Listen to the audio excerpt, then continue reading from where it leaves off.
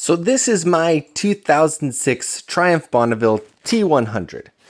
And the T100 has a problem right here with what's missing called the carburetor. So most carburetors are pretty good. But on this model, there's a pipe here. And what happens is the gasoline comes in and it goes like this, right? One side goes to the motor and the other side goes to the air. I think it's the other way around, but whatever. This pipe, actually the gas goes in and the gas actually sends to both of the carburetors, right? Through here.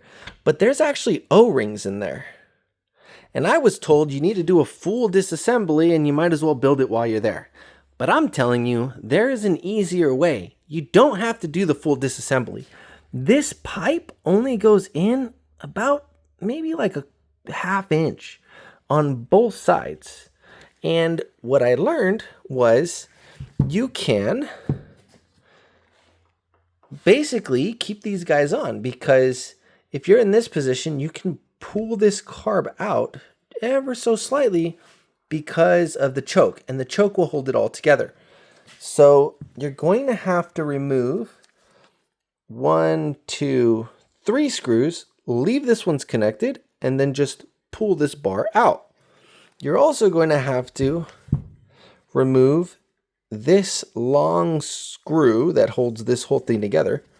And what's going to happen is you're able to pull this guy out, remove that mount, and you can pull the carb out just enough to remove this cross pipe. If you can't remove it, that's fine, because you can pull it out just enough to get access to the O-ring.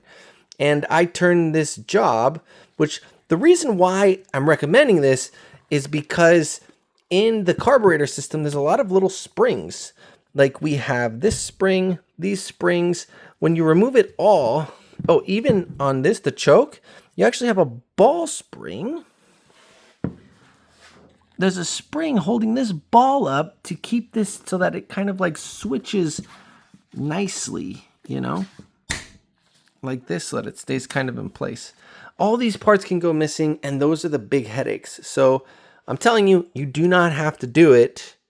Don't listen to them. And yeah, I've already confirmed this is good. I do recommend using Vitrol O-rings because they're specifically built for gasoline, that and nitrile, but any standard O-ring doesn't necessarily work. But I got this nice kit from Amazon. So good luck out there, guys. Safe riding.